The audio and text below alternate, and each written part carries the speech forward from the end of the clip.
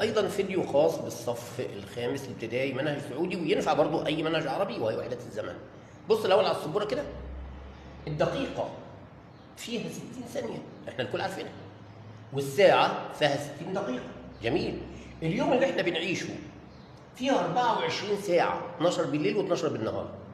الاسبوع اللي احنا بنعيشه فيه 7 ايام. السنه اللي احنا بنعيشها فيها 52 اسبوع وفيها 12 شهر. طب نيجي نحول بقى. زي ما اتعلمنا من الاكبر للاصغر هنضرب، من الاصغر للاكبر هنقسم. خلينا الاول من الاكبر للاصغر. الثلاثة س يعني 3 ساعات، يعني انت هتضرب كده 3 في 60، 3 في 60 تساوي كام يا ولاد؟ تساوي 180، يبقى 180 دقيقة. طب الخمس ساعات فيهم كام ثانية؟ الله، ده الساعة فيها 60 دقيقة والدقيقة فيها 60 ثانية، يعني انت المفروض تضرب 5 في 60 في 60، يعني هيبقى عندك 5 تحط الصفرين، 36 في 5 اهي، 36 ضرب 5. الخمسة في 36 مع الثلاثة 15 و3 80، يبقى هتحط كمان يبقى 18000 ثانية. طب الثمان دي ألف، يعني الألف يعني إيه؟ الألف يعني أسبوع. 8 في 7 يعني أهو 8 في 7 يعني 56 يوم. طب ال 20 يوم، طب ما هو اليوم فيه 24 ساعة، يبقى أنت المفروض هتضرب 20 في 24، حط الصفر، و2 في 24 48 يبقى 480.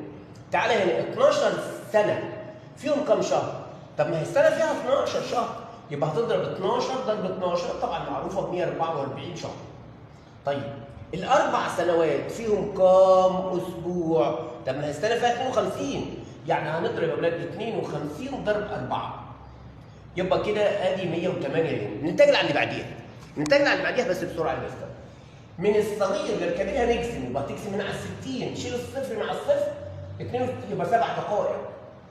من الساعة لليوم برضه هنقسم، هي الساعة فيها كام؟ اليوم فيه كام ساعة؟ 24، يبقى تقسم على 24 وبعدين هتبسطها، يعني هتقسم كده 84 على، نقسم على 12 فيها السبعة على 12 فيها الاثنين، يعني 7 على 2 يعني بالظبط 3 ايام ونص اهو. طيب 30 شهر فيهم كم سنة؟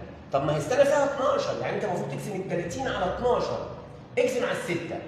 30 على الستة فيها الخمسة، و12 على الستة فيها الاثنين، يعني تقريبا 2 ونص. 2 ونص يا ولاد. نيجي للي بعديها، من الثانية للدقيقة للثانية. طيب ما أنت المفروض تقسم ال 500 على 60، شيل الصفر مع الصفر. 50 على 60 هيتبقى فيها 8 48 يتبقى